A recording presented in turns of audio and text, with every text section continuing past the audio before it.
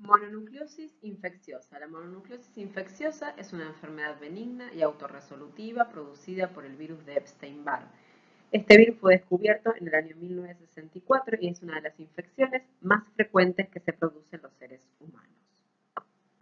El virus de Epstein-Barr pertenece a la familia Herpesviridae, que ya estudiamos, la cual es una familia con muchos representantes importantes para la salud humana. Nosotros vimos en la clase de exantemáticas el herpes tipo 3 o varicela, pero el herpes 4, que es el de la clase de hoy, pertenece a otra subfamilia, que es la gamma herpesvirinae, dentro de ella el género linfocriptovirus. Y allí tenemos dos virus que infectan seres humanos, el herpes 4 o el Epstein-Barr o el herpes 8.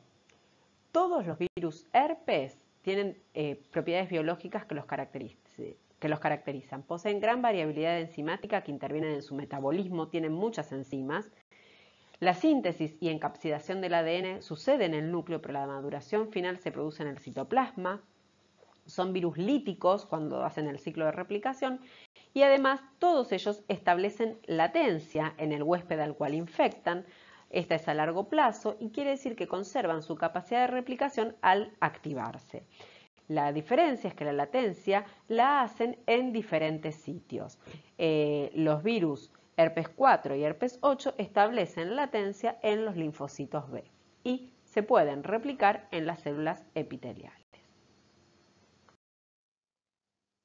Bueno, las características del virión un poco ya estudiamos en la clase de exantemática. Son virus grandes, los herpes tienen ADN doble cadena, grupo 1 de Baltimore, 184 kilopares de bases, tienen 162 capsómeros, conforman su cápside icosaédrica, tienen envoltura, tienen tegumento y un núcleo de forma toroide. El ciclo de replicación lo vimos en la clase de generalidades de virología a grandes rasgos y respeta el mismo patrón. En esta diapositiva observamos cómo es la organización del genoma de estos virus, que es un genoma ADN doble cadena. Tiene regiones únicas en blanco con una U y regiones repetitivas que sintetizan diferentes proteínas. Acá tenemos en la línea de abajo todas las proteínas, muchas de las cuales sintetiza el genoma de este virus, que vemos que a diferencia de lo que hablamos habitualmente son muchas más. Algunas proteínas que destaco por su importancia en cuanto a la biología y a la clínica que nos va a importar a nosotras. Tenemos las famosas proteínas de latencia o los EVNA, que habrán escuchado más de una vez. Luego tenemos las proteínas tempranas o early antigen, que están en inglés, que pueden ser restringidos porque se encuentran en el núcleo y difusos porque están en toda la célula. Las proteínas tardías, que son la proteína BCA de la cápside viral, y las proteínas inmediatamente tempranas. Estas son algunas de las proteínas que nos van a interesar al estudio de este virus y la finalidad en esta enfermedad. Patogenia del virus Epstein-Barr. El virus Epstein-Barr se transmite por saliva y a través de su glicoproteína 350 se une al receptor celular CD21. El virus infecta las células epiteliales de la orofaringe y se produce la replicación con producción de viriones y lisis celular. Los linfocitos B se infectan al pasar por la orofaringe. En la fase aguda, la mayoría de los linfocitos B no permiten la replicación viral, sino que solo algunos de ellos permiten la expresión de todos los antígenos del virus y la infección lítica. En esa fase aguda, esta proliferación de virus hace que se activen las células natural killer y los linfocitos T, que proliferan en gran cantidad y aumenta el tamaño del vaso, del hígado y de los ganglios linfáticos. Estos linfocitos T son muy importantes para controlar la infección y llevar a un estado de latencia del virus en el organismo. Entonces, en la primoinfección tenemos la proliferación viral que lleva a la gran activación de linfocitos T, que va a dar el aumento del tamaño del hígado, ganglio invaso, que da la inflamación y el malestar. También la proliferación de virus en la orofaringe lleva a la faringitis, otra característica clínica importante de esta infección. Esta gran activación de linfocitos T va a permitir que se observen linfocitos con morfología atípica, que son las células de Downey y se pueden ver al microscopio. Una vez que pasa esta prima infección, estos virus quedan haciendo latencia en los linfocitos B, que en la mayoría de los casos no permite la replicación del virus y la expresión de todos los antígenos virales. A su vez, existen diferentes tipos de antígenos de Epstein-Barr, como ya nombramos un poco, pero vamos a verlo un poco más específicamente. Tenemos los antígenos nucleares denominados EVNA, que tienen una característica que se encuentran en el núcleo. ¿Y cuál es la asociación biológica? Son antígenos no estructurales y es el primero en aparecer y se une al ADN celular y se encuentra en todas las células transformadas. Dijimos que este virus tiene la capacidad de transformar células. Los anticuerpos contra estos antígenos se desarrollan tardíamente en la infección. Luego tenemos los antígenos tempranos, antes denominados como EA o AT, por la sigla en inglés, restringidos, que solo se encuentran en el citoplasma, y difusos, que se encuentran en toda la célula. El antígeno temprano restringido aparece antes que el difuso y es el primer signo de que la célula entra en un estado lítico. El restringido aparece en el linfoma de Burkitt y el difuso se encuentra en la mononucleosis infecciosa. Luego tenemos el antígeno de la cápside viral, que es de ubicación citoplasmática, es un antígeno tardío y se detecta en células productoras de virus. Y se puede detectar la IgM contra el BCA, que es transitoria, y la IgG, la cual es persistente. Luego tenemos el antígeno de membrana, el MP, que se encuentra en la superficie de la célula, en las glucoproteínas de envoltura, y se observan las células transformadas que no producen virus. El virus de Epstein-Barr dijimos que produce latencia, puede establecer latencia, y existen diferentes tipos de latencias, por lo menos 3, y está relacionado a este tipo de latencia al número de genes que se expresan en la célula latente. La latencia es en forma episomal, o sea que el virus circulariza su genoma para hacer latencia. El tipo de latencia 3, en el cual se expresan, fíjense, prácticamente todas las proteínas, los EVNA, EVERS, las glicoproteínas de membrana, tiene como funciones factores asociados a la transcripción de genes virales y celulares y activa la proliferación. Esta es la latencia que se establece en el primer momento de la primoinfección, cuando la replicación viral es lítica y se expresan todos los antígenos virales. Esto se produce en el linfocito B. Esto hace que se produzca la gran activación de linfocitos T, que viene a controlar esa infección. Y una vez que lo logra, solo permanecen los linfocitos B con latencia de tipo 1, en la cual no se expresan todas las proteínas virales, no hay un ciclo replicativo completo, sino que solo se sintetizan EVNAs y los EVERS. Estas proteínas no son reconocidas por los linfocitos T, por lo cual permite que se mantenga el número de copias de ADN viral en la replicación celular, y esto favorece la persistencia. Esto también sucede ya que existen dos orígenes diferentes del inicio de la replicación del genoma de este virus. Uno que se produce en la latencia de tipo 3, en el cual se aumenta el número de copias de genes virales, y el otro que se produce otro sitio de inicio de la replicación viral, que es cuando se produce la latencia de tipo 1, en el cual no se favorece la expresión de todos los antígenos virales. Luego tenemos otro programa de latencia, así denominado, en el cual se sintetizan algunas proteínas y sobre todo se sintetizan las LMP1 y 2, que son las que se dirigen a la membrana celular.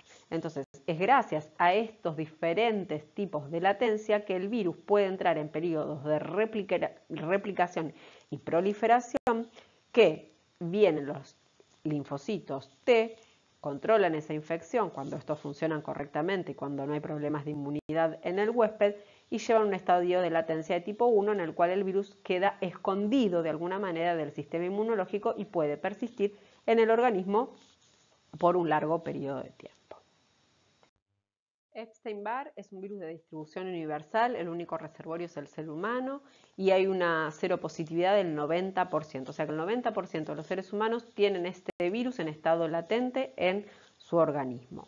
La primoinfección tiene diferentes edades, en países subdesarrollados se da sobre todo en la infancia y es más que nada subclínica, y en países en desarrollo en la adolescencia, y es la denominada enfermedad del beso, ya que se transmite por la saliva, y al darse la primoinfección en la adolescencia se llama la enfermedad del beso. Y en general, cuando se presenta la primoinfección en la adolescencia, presenta la sintomatología, no tiene tanto porcentaje de casos subclínicos. Existen dos subtipos de Epstein-Barr 1 y 2 con diferentes genes de latencia, pero no vamos a entrar en detalle, y la transmisión, además de ser por saliva, también puede ser por sangre en periodo virémico o también por secreciones genitales. La mononucleosis infecciosa es la forma clínica típica de la primoinfección por Epstein-Barr. Se puede dar en niños con infección leve o asintomática y en adultos o adolescentes con cuadros sintomáticos de mononucleosis. Tiene un periodo de incubación entre 4 a 6 semanas.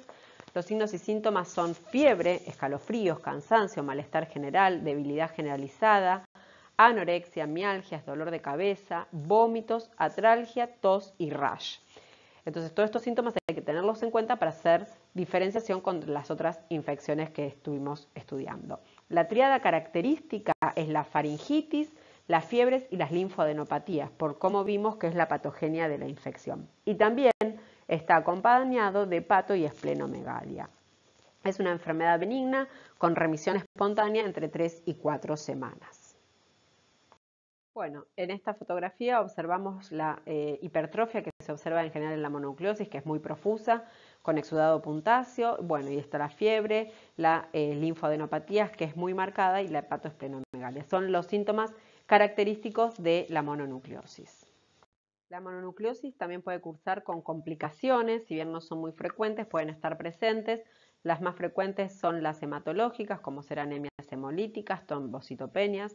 Puede estar acompañado de ruptura esplénica, por eso se recomienda el reposo, más allá de que la sintomatología es tan fuerte que se requiere el reposo, pero para evitar también la ruptura esplénica.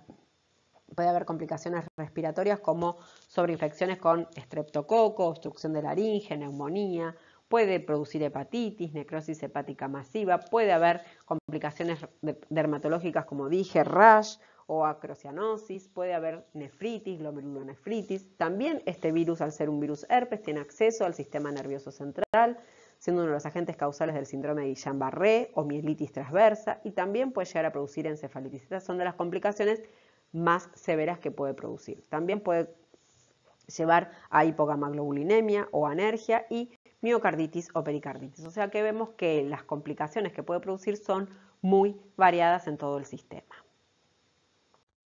El virus de Epstein-Barr, además de producir la mononucleosis infecciosa, es el agente causal de enfermedades malignas. Dijimos que tiene la capacidad de transformar células. Es el agente causal del linfoma de Burkitt, que puede ser endémico, que esto ha sucedido en África, también puede producir casos esporádicos o está asociado a pacientes con SIDA. Y allí se ve el tipo de latencia, que es de tipo 1, donde se expresan los antígenos EBNA1. Y fíjense que el endémico está al 100% asociado a este virus. En cambio, los casos de linfoma de Burkitt esporádicos, entre un 15 y el 85% tienen una asociación a Epstein-Barr. La otra enfermedad maligna que puede producir es el carcinoma gástrico. También, fíjense, el tipo de latencia es el 1 o el 2 y allí se expresan los EBNA o las glicoproteínas de membrana. La otra entidad que puede producir es el carcinoma nasofaríngeo, en el cual en el 100% de los casos se asocia a Epstein-Barr, también con latencia de tipo 1 y 2, los linfomas de células T, la enfermedad de Hodgkin y sí, una excepción en el cual se ve una enfermedad maligna que es la PTLD, desorden linfoproliferativo post-trasplante. Esto se empezó a observar en la era de los trasplantes de órganos. Allí sí se ve una latencia de tipo 3 en la cual se expresan todas las antígenos virales, pero porque se da en pacientes en los cuales obviamente no hay sistema inmunológico que contengan el desarrollo y la proliferación de este virus en las células. Si bien este no es un tema de la clase, porque la clase es sobre mononucleosis, tenemos que conocer que produce infecciones oncogénicas y que establecen latencia a largo plazo. Y este es, bueno, es un cuadro que nos da un poco de idea inicial de cómo son estas enfermedades malignas asociadas a Epstein-Barr. El diagnóstico diferencial de la mononucleosis infecciosa, que en el 90% de los casos es por Epstein-Barr, se debe hacer con citomegalo, que es el segundo agente causal, herpes tipo 6, herpes 1, rubiola, hepatitis B, HIV y toxoplasma. Entonces, cuando en un primer momento hacemos un diagnóstico y no es Epstein-Barr, hay que buscar estos agentes causales. El diagnóstico de mononucleosis infecciosa se puede hacer en base al cuadro clínico y también podemos hacer en base a características de laboratorio. Tenemos características hematológicas que nos pueden ayudar, en el cual se observan linfocitosis con más del 50% de leucocitos y se puede observar en los frotis de sangre estas células de Downey o linfocitos atípicos que son linfocitos T CD8 positivos que se ven en más del 10% de los casos. Se ven en el frotis de la parte inferior que tienen una morfología diferente. Y luego, sí, el diagnóstico se puede hacer por serología. Antes se utilizaban anticuerpos inespecíficos y hoy en día se usan anticuerpos específicos. Pero vamos a ver cómo se hace el diagnóstico de laboratorio. Uno se puede apoyar en estas características hematológicas de la linfocitosis y los linfocitos de Downey, pero no es el diagnóstico definitivo, ¿sí? Esto es orientativo y es muy fácil de hacer porque es con un frotis de sangre. La serología inespecífica es la detección de anticuerpos heterófilos, que si bien no son específicos, sí están presentes cuando se produce la mononucleosis infecciosa. Estos se denominan anticuerpos heterófilos no Forssman, son IgMs antígeno de glóbulos rojos de ovejas, cobayos y bovinos. Por dos tipos de reacciones, una denominada Paul-Bunel y Davidson, se detectaba si en el suero de ese paciente se enfrentan los glóbulos rojos de estas especies con el suero inactivado del paciente y absorbido y se compara si se detectan estos anticuerpos heterófilos. Si están presentes, servían para hacer el diagnóstico de mononucleosis infecciosa. El avance tecnológico ha hecho que se use lo que se llama el monotest, que es aglutinación en placa, y se enfrentan los glóbulos rojos de oveja con el suero del paciente sin necesidad de ser absorbido y se ve si hay aglutinación. Si hay aglutinación, se considera que hay mononucleosis infecciosa, pero estos no son anticuerpos específicos. La gran desventaja de estos anticuerpos heterófilos es en niños, en el cual puede dar falsos negativos en el 50% de los casos, y en los adultos entre un 10 y un 15%. O sea, cuando tengo un resultado positivo, negativo, no se puede descartar que sea una mononucleosis infecciosa. Es por eso que hoy en día ya prácticamente no se usa, pero esto fue la detección de anticuerpos heterófilos fue ampliamente utilizada por ser una técnica muy fácil de realizar y económica. Bueno, el curso serológico de la infección por Epstein-Barr, los anticuerpos específicos, vamos a ver cómo es en el tiempo. Tenemos en un primer momento, cuando en la barra, aparte del 0 es cuando comienzan los síntomas.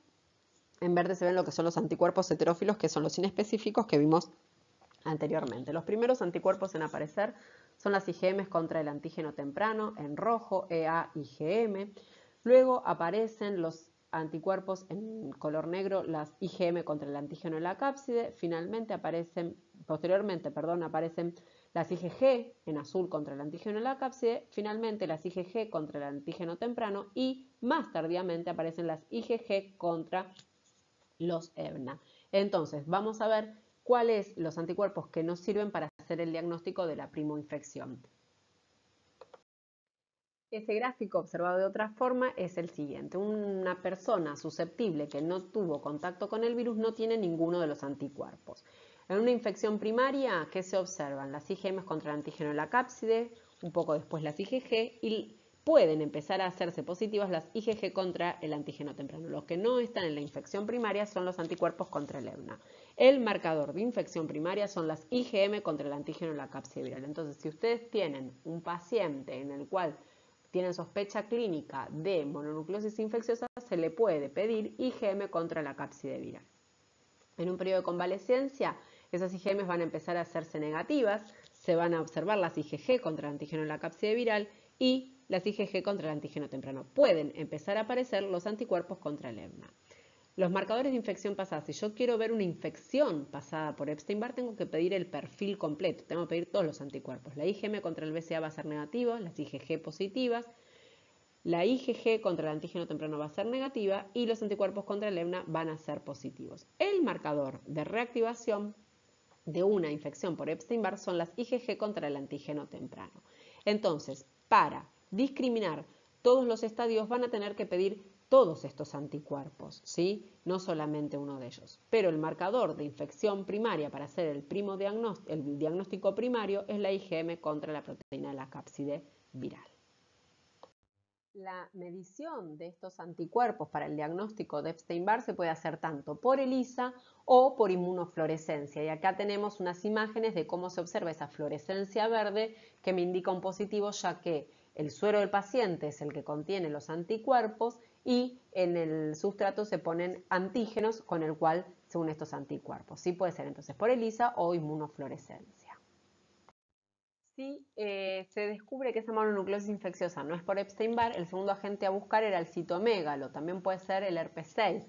¿Cómo se buscan? La detección de IgM, podría llegar a ser la seroconversión de IgG y las técnicas pueden ser ELISA y inmunofluorescencia. Para citomégalo se puede hacer una metodología directa, que es el aislamiento a partir de las muestras, que pueden ser orina, secreciones respiratorias o sangre, y se puede hacer por cultivo, el cual se denomina Shell vial, que es una adaptación del crecimiento de este virus que es lento en cultivo, en el cual se absorbe la muestra a la línea celular por centrifugación. Entonces esto disminuye muchísimo el tiempo del que el virus crece en esa línea celular.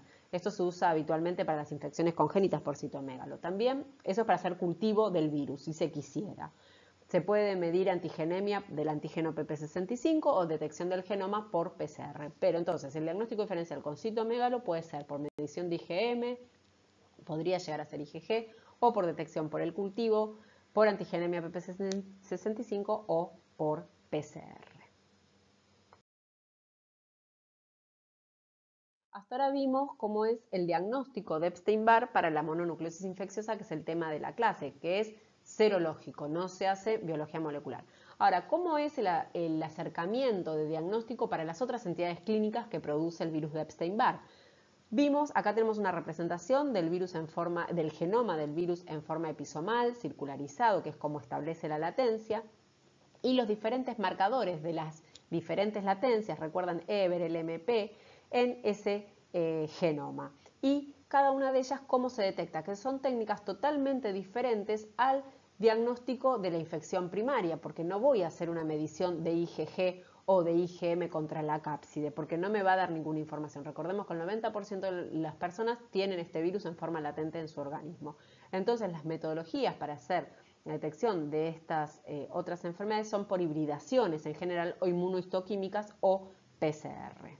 Un abordaje de laboratorio completamente diferente a lo que es la infección del diagnóstico primario. Entonces aquí en esta diapositiva observamos, por ejemplo, cómo serían hibridaciones in situ que detectan estos EBERs, que son secuencias de ARN, y por ejemplo se detectan directamente en el tejido. Esto es importante porque el virus hace latencia, recordemos, en los linfocitos B. Entonces, para hacer diagnóstico de una de estas enfermedades tiene que estar directamente en el tejido. Puede ser hibridación de estos EBER, por ejemplo, en el tejido donde se encuentra el carcinoma nasofaríngeo, bueno, en el linfoma de Hodgkin. Y también podemos buscar las proteínas LMP, por ejemplo, para el linfoma de Hodgkin, también por inmunomarcación de antígenos virales. Finalmente, por ejemplo, se puede hacer también, obviamente, la detección del genoma viral por PCR, que puede ser en tiempo real y se puede hacer cuantitativa para estas otras entidades, como ser el desorden linfoproliferativo, PTLD, para el carcinoma nasofaríngeo o el linfoma del sistema nervioso central en pacientes HIV. Obviamente, a mayor carga viral hay peor pronóstico de las enfermedades. Las muestras, ¿cuál debe ser? Las células mononucleares periféricas. Entonces, lo que yo les quiero mostrar con estas últimas diapositivas es que el abordaje de diagnóstico de laboratorio es completamente diferente para la mononucleosis que para las otras enfermedades que produce el virus Epstein-Barr. Y estas son más a modo informativo para lo que es esta clase. Sobre todo nos interesa el diagnóstico de mononucleosis. Eso es todo con respecto a Epstein-Barr.